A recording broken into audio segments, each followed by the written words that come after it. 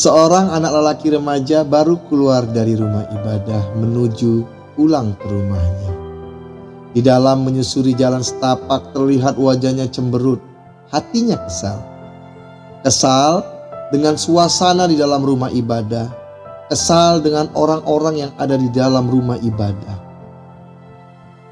Niatnya cuma ingin mengadukannya kepada ayahnya semua yang terjadi di rumah ibadah. Sesampai di rumah, si anak mencari ayah. Dan ayahnya melihat wajah anaknya yang cemberut.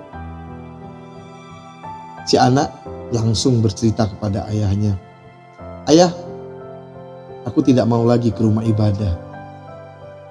Ayah yang bijaksana ini tersenyum, kemudian bertanya, "Ada apa, nak? Kalau kamu tidak mau lagi ke rumah ibadah, sedangkan itu adalah rumah ibadah yang satu-satunya di tempat kita. Apa yang membuatmu tidak mau ke rumah ibadah?"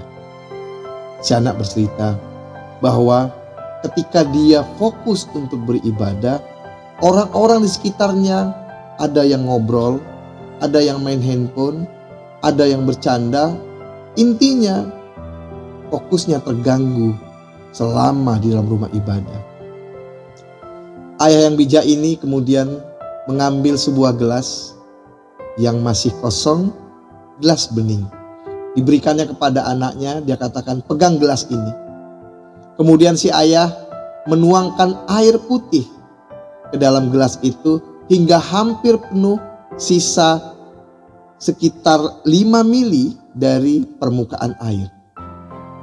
Artinya gelas itu hampir penuh. Kemudian si anak bertanya, "Untuk apa ini, ayah?" "Tugasmu hanya satu.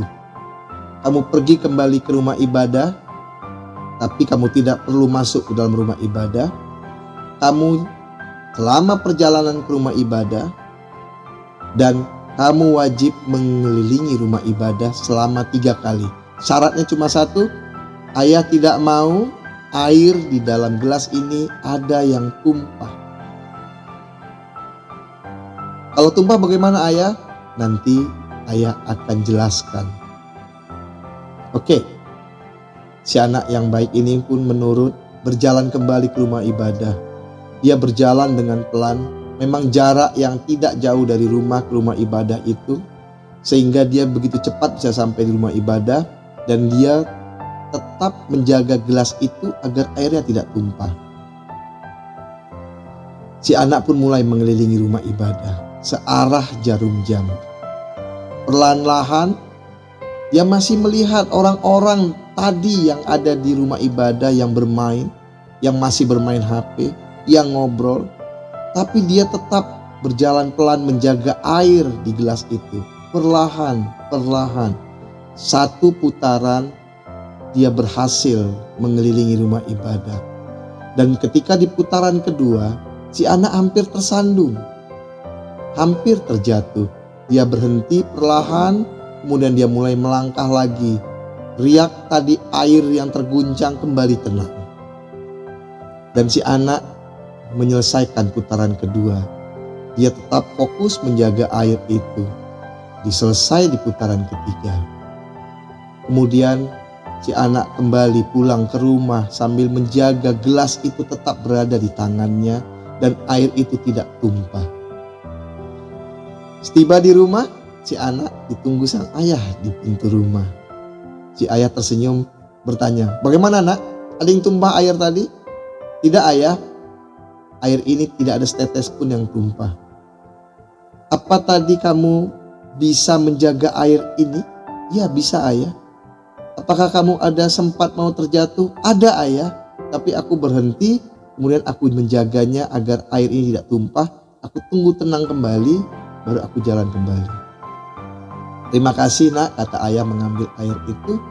Kemudian si anak, "Apa maksudnya ini, ayah?"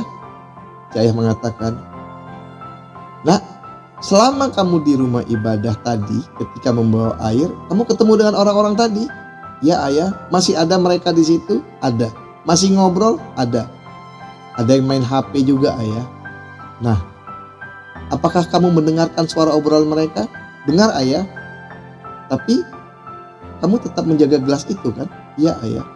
Begitulah nak. Pelajarannya adalah fokuslah pada tujuanmu. Jangan biarkan orang di sekitar kamu yang mempengaruhi emosimu dan pikiranmu. Tujuan kamu menjaga air ini tidak jatuh sama dengan tujuanmu beribadah. Kamu fokus, kamu beribadah hanya untuk pemilik alam semesta, bukan orang yang di sekitar kamu. Kemudian kamu tadi berjalan mengelilingi hampir terjatuh. Begitulah nak. Setelah kita fokus, kita harus continue. Dan sesekali mungkin ada riak dalam perjalanan ini. Ada semacam gangguan atau ada tantangan yang baru.